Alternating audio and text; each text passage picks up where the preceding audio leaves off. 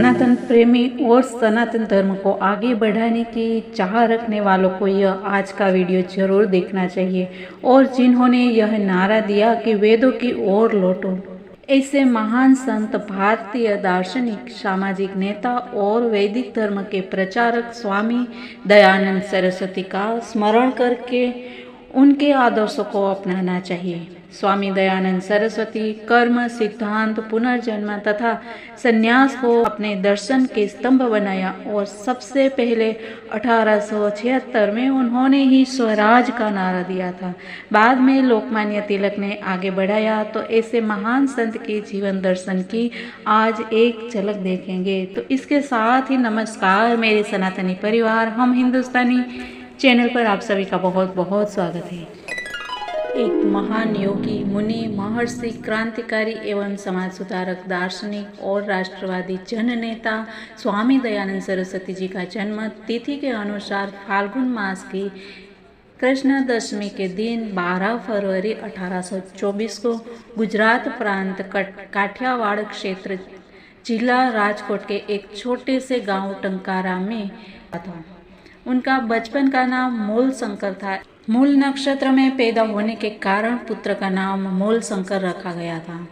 मूल शंकर की बुद्धि बहुत तेज थी। 14 वर्ष की उम्र तक उन्हें रुद्री आदि के साथ साथ यजुर्वेद तथा अन्य वेदों के कंठस्थ हो गए थे। व्याकरण के वे भी अच्छे ज्ञाता थे। इनके पिता का नाम अंबा शंकर था। स्वामी दयानंद बाल्यकाल में शंकर के भक्त थे। यह बड़े मेधावी और होनहार थे। शिव भक्त पिता के कहने पर मूल शंकर ने भी एक बार शिवरात्रि का व्रत रखा था। लेकिन जब उन्होंने देखा कि एक चूहा शिवलिंग पर चढ़कर नैवेद्य खा रहा है तो उन्हें आश्चर्य हुआ और थोड़ा धक्का भी लगा। उसी क्षण से उनका मूर्ति पूजा पर से विश्वास उठ गया। पुत्र के विचारों में परिवर्तन होता देखकर पिता उनके विवाह की तैयारी करने लगे। ज्यों ही मूल शंकर को इसकी भनक लगी, वे घर से भाग निकले। उन्होंने सिर मुंडा लिया और गिरवे वस्त्र धारण कर लिए। ब्रह्मचर्य काल में ही ये भारत का उद्धार के लिए संकल्प लेकर घर से निकल पड़े। इनके जीवन को मोटे तौर से 3 भागों में बांटा जा सकता है। एक घर का जीवन 1824 से 1845 तक का, भ्रमण तथा अध्ययन का समय 1845 से 1863 तक और प्रचार तथा सार्वजनिक सेवा का 1863 से 1883। तो ये उनका जीवन रहा है। बहुत से स्थानों में भ्रमण करते हुए इन्होंने कुछ आचार्यों से शिक्षा प्राप्त की। प्रथमतः वेदांत के प्रभाव में आए तथा आत्मा एवं ब्रह्म की एकता को स्वीकार किया। ये अद्वैत मत विकसित हुए और इनका नाम शुद्ध चैतन्य पड़ा। पश्चात ये संन्यास योग की श्रेणी में आ गए और यहाँ इनकी उपाधि मिली दयानंद सरस्वती। सच्चे ज्ञान की खोज में इधर उधर घूमने के बाद मूल शंकर, जो कि अब स्वामी दयानंद सरस्वती बन चुके थे, मथुरा में वेदों के प्रकांड विद्वान प्रज्ञाचक्षु स्वामी विरजानंद के पास पहुँचे। दयानंद ने उनसे शिक्षा ग्रहण की। मथुरा के प्रज्ञाचक्षु स्वामी विरजानंद, जो वैदिक साहित्य के माने हुए विद्वान थे, उन्होंने इन्हें वेद पढ़ाया। वेद की शिक्षा दे चुकने के बाद उन्होंने इन शब्दों के साथ दयानंद को बताया कि मैं चाहता हूँ कि तुम संसार में जाओ और मनुष्यों में ज्ञान की ज्योति फैलाओ। गुरु की आज्ञा लेकर सिरोधार्य करके महर्षि स्वामी दयानंद ने अपना शेष जीवन इसी कार्य में लगा दिया। हरिद्वार जाकर उन्होंने पाखंड खंडनी, पताका फहराई और मूर्ति पूजा का विरोध किया। उनका कहना था कि यदि गंगा नहाने, सिर मुंडाने और भभूत लगाने से स्वर्ग मिलता है तो मछली, भेड़ और गधा स्वर्ग के पहले अधिकारी हो जाते। अगर बुजुर्गों का अपमान करके मृत्यु के बाद उनका श्राद्ध करना वे नेरा ढोंग मानते थे। दूसरे धर्म वालों के लिए हिंदू धर्म के द्वार खोले थे। उन्होंने महिलाओं की स्थिति सुधारने का भरसक प्रयास किया था। महिलाओं की स्थिति सुधारने के लिए मिथ्या आडंबर और असमानता के समर्थकों को शास्त्रार्थ में पराजित किया था। अपने मत के प्रचार के लिए स्वामी जी 1863 से 1875 तक देश का भ्रमण करते रहे। 1875 में मुंबई में आर्य समाज की स्थापना की और देखते ही देखते देश भर में इनकी शाखाएं खुल गई। आर्य समाज वेदों को ही प्रमाण और स्तंभ मानते हैं सनातन धर्म का। आर्य समाज की स्थापना के साथ ही स्वामी जी ने हिंदी में ग्रंथ रचना आरंभ की। साथ ही पहले के संस्कृत में लिखित ग्रंथों का हिंदी में अनुवाद किया। ऋग्वेद आदि भाष्य भूमिका उनकी असाधारण योग्यता का परिचायक ग्रंथ है। सत्यार्थ प्रकाश सबसे प्रसिद्ध ग्रंथ है। वो खुद अहिंदी भाषी होते हुए भी स्वामी जी ने हिंदी के प्रबल समर्थक हो रहे। उनके शब्द थे कि मेरी आंखें तो उस दिन को देखने के लिए तरसती रही है जब कश्मीर से कन्याकुमारी तक सब भारतीय एक ही भाषा बोले और समझने लग जाएंगे। अपने विचारों के कारण स्वामी जी को प्रबल विरोध का भी सामना करना पड़ा था। उन पर पत्थर मारे गए, विष देने का भी प्रयत्न हुए, डुबाने की चेष्टा की गई, पर वे पाखंड के विरोध और वेदों के प्रचार के लिए अपने कार्य पर अड़िग रहे। मित्रों, हमने कल भी बताए थे कि जो भी लोग ये कार्य करते हैं उनके विरोध में वो तत्कालीन समाज हमेशा ही खड़ा रहता है। जीवन के अंतिम 20 वर्ष इन्होंने जनता को अपना संदेश सुनाने में लगाया। दक्षिण में बम्बई से पूरा दक्षिण भारत, उत्तर में कलकत्ता से लाहौर तक इन्होंने अपनी शिक्षाएं घूम कर दी। पंडितों, मौलवियों एवं पादरियों से इन्होंने शास्त्रार्थ किया, जिसमें काशी का शास्त्रार्थ महत्वपूर्ण था। इस बीच इन्होंने साहित्य कार्य भी किए। 4 वर्ष की उपदेश यात्रा के पश्चात ये गंगा तट पर स्वास्थ्य सुधारने के लिए फिर बैठ गए। 2.5 वर्ष के बाद पुनः जनसेवा का कार्य आरंभ किया। हिंदू समाज को इससे नई चेतना मिली और अनेक संस्कारगत कुरीतियों से छुटकारा मिला। स्वामी जी एक ईश्वरीयवाद में विश्वास करते थे। उन्होंने जातिवाद और बाल विवाह का विरोध किया और नारी शिक्षा तथा विधवा विवाह को प्रोत्साहित किया। उनका कहना था कि किसी भी अहिंदू को हिंदू धर्म में लाया जा सकता है। इससे हिंदुओं का धर्म परिवर्तन रुक गया।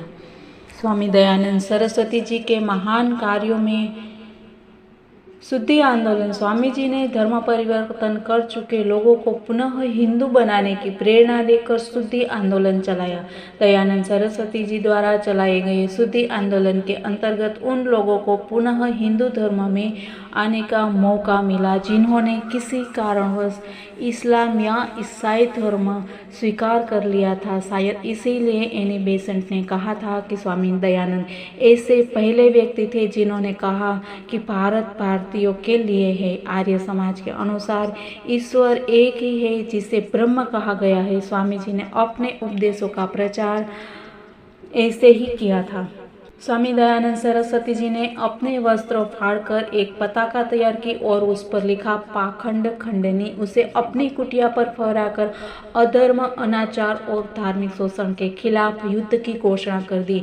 इस प्रकार उन्होंने पाखंड खंडनी पताका के द्वारा पोंगापंथियों को चुनौती दी एवं झूठे धर्मों का खंडन किया।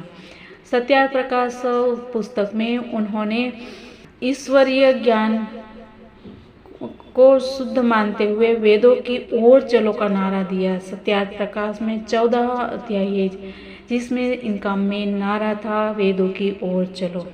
स्वतंत्रता आंदोलन में 1857 में स्वतंत्रता संग्राम में स्वामी जी ने राष्ट्र को मार्गदर्शन दिया और उनका कहना था कि विदेशी शासन किसी भी रूप में स्वीकार करने योग्य नहीं है। दयानंद सरस्वती जी ने अंग्रेजों के खिलाफ कई अभियान चलाए। भारत भारतीयों का है, उनमें से एक आंदोलन था। उन्होंने अपने प्रवचन के माध्यम से भारतवासियों को राष्ट्रीयता का उपदेश दिया और भारतीयों को देश पर मर मिटने के लिए प्रेरित करते रहे। यही कारण था कि अंग्रेज उनसे नाराज हो गए थे। दूसरा उनका कर्म आधारित वर्ण व्यवस्था। कर्म आधारित वर्ण व्यवस्था के पुरजोर समर्थक थे। वे कहते थे कि जो ज्ञान की पूर्ति करे वह ब्राह्मण है, जो सभी की सुरक्षा करता है वह क्षत्रिय है, जो निजी सामान व आपूर्ति की व्यवस्था करे वह वैश्य है, और जो साफ सफाई का ध्यान रखे वह अनुसूचित समाज है। इस प्रकार उन्होंने सभी वर्णों को कर्म के आधार पर सम्मान दिया।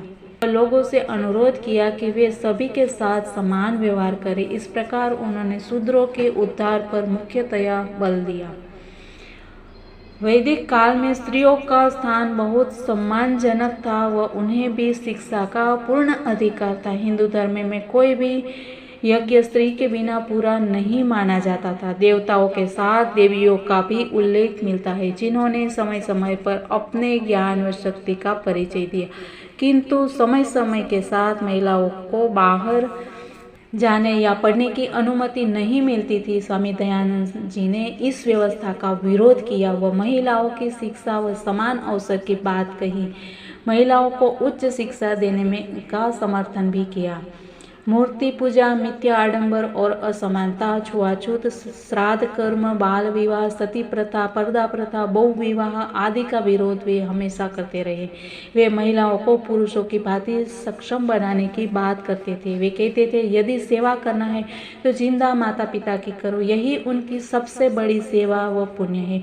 उन्होंने पंडितों को जमकर विरोध किया था। विधवा विवाह। स्वामी दयानंद सरस्वती जी ने विधवा विवाह के लिए एक आंदोलन चलाया व लोगों को जागरूक किया। उन्होंने कहा कि जिस प्रकार एक विधुर पुरुष को फिर से शादी करने का अधिकार प्राप्त है, उसी प्रकार महिला को भी यह अधिकार मिलना चाहिए। उन्होंने योग व प्राणायाम का प्रचार किया ताकि ज़्यादा से ज़्यादा लोग इससे प्रेरित हो व इसे अपने जीवन का एक भाग बनाए। वे जगह जगह जाकर लोगों को योग व प्राणायाम करने की महत्ता के बारे में बताते थे व उनसे मिलने वाले लाभों पर चर्चा करते थे। स्वामी दयानंद सरस्वती जी ने धर्म में भी तर्क को महत्व प्रदान किया। उन्होंने तर्क के नियम पर बल दिया और बताया कि श्रद्धा के आधार पर कुछ भी स्वीकार न करो, बल्कि जांचो, परखो और निष्कर्ष पर पहुंचो। वे हमेशा कहते थे, वेदों की ओर बढ़ो, यानी वेद सबसे तर्क संगत है। स्वामी जी कहते थे कि वेद विज्ञान का मूल स्रोत है। दयानंद सरस्वती जी ने स्त्री और पुरुष समानता के नियम की व्याख्या की। उन्होंने कहा, ईश्वर के समीप स्त्री पुरुष दोनों बराबर है, क्योंकि वह न्यायकारी है, उसमें पक्षपात का लेस भी नहीं है। जब पुरुष को पुनर्विवाह की आज्ञा दी जाती है तो स्त्रियों को दूसरे विवाह से क्यों रोका जाए। स्वामी दयानंद सरस्वती एक महान समाज सुधारक थे। उनमें भरपूर जोश था, प्रखर बुद्धि थी और जब वह सामाजिक अन्याय देखते थे तो उनके हृदय में आग जल उठती थी। वे बार बार कहते थे, अगर आप आस्तिक हैं तो सभी आस्तिक भगवान के एक परिवार के सदस्य है। अगर आपका परमात्मा में विश्वास है तो प्रत्येक मनुष्य उसी परमात्मा के ही चिंगारी है। इसीलिए आप प्रत्येक मानव प्राणी को अवसर दीजिए कि वह अपने को पूर्ण बना सके। उन्होंने अपने उपदेशों में राष्ट्र प्रेम की भावना का संचार बार बार किया है। देश के प्रति उनके मन में अगाध ममता थी। सत्य की तलाश में नगर, वन, पर्वत सभी जगह कहीं घूमते घूमते उन्होंने जनता की दुर्दशा और जड़ता को देखा था। भारत राष्ट्र की दुर्दशा से स्वामी जी अत्यधिक आहत थे। उन्होंने अपना संपूर्ण जीवन राष्ट्रीयता की भावना को मजबूत करने में लगा दिया। वे संस्कृत के प्रकांड विद्वान थे। गुजराती इनकी मातृभाषा थी, पर राष्ट्र की एकता को मजबूत करने हेतु उन्होंने हिंदी भाषा के माध्यम से ही अपना उपदेश देना प्रारंभ किया और इसी भाषा में अपनी पुस्तकें लिखी। स्वामी जी पहले व्यक्ति थे जिन्होंने स्वदेशी और स्वराज जैसे शब्दों का प्रयोग किया। महर्षि दयानंद जी पूरी तरह से आश्वस्त थे कि ज्ञान की कमी हिंदू धर्म में मिलावट के पीछे मुख्य वजह थी। स्वामी दयानंद सरस्वती जी के विचारों का भारतीय शिक्षा व्यवस्था पर व्यापक प्रभाव पड़ा। दयानंद जी के समर्थकों ने 2 तरह की शिक्षा संस्थाएं स्थापित की, गुरुकुल और दयानंद एंग्लो वैदिक विद्यालय एवं महाविद्यालय। गुरुकुल व्यवस्था दयानंद सरस्वती के मूल विचारों पर आधारित है। पहला गुरुकुल दिल्ली के समीप सिकंदराबाद में खोला गया। बाद में वृंदावन में यमुना के किनारे इसे स्थानांतरित कर दिया गया। सर्वाधिक प्रसिद्धि हरिद्वार के समीप स्थित गुरुकुल कांगड़ी को प्राप्त है। उनकी मान्यताओं, शिक्षाओं और विचारों से प्रेरित होकर उनके शिष्यों ने उनकी मृत्यु के बाद दयानंद एंग्लो वैदिक college trust and management society की स्थापना की। स्वामी जी को विभिन्न आंदोलन चलाने और अंग्रेजों से जमकर लोहा लेने के कारण षड्यंत्र के तहत उन्हें 17 बार जहर दिया गया, लेकिन अंतिम बार उनको दूध में शीशा पीस कर दिया गया। ऐसा कहा जाता है कि स्वामी दयानंद सरस्वती जी का निधन एक वेश्या के कुचक्र से हुआ। जोधपुर की एक वेश्या ने, जिसे स्वामी जी की शिक्षाओं से प्रभावित होकर राजा ने त्याग दिया था, स्वामी जी के रसोइये के माध्यम से विष मिला दूध स्वामी जी को पिला दिया गया। इसी षड्यंत्र के कारण 30 अक्टूबर 1883 में दिवाली के दिन स्वामी जी का भौतिक शरीर समाप्त हो गया, लेकिन उनकी शिक्षाएं और संदेश उनका आर्य समाज आंदोलन 20वीं सदी के भारतीय इतिहास में एक ज्वलंत अध्याय लिख गए, जिसकी गूंज आज तक सुनी जाती है। वो एक मानव नहीं बल्कि महामानव थे। उनके राष्ट्र, मानव कल्याण व समाज हित के लिए किए गए योगदान अमूल्य है।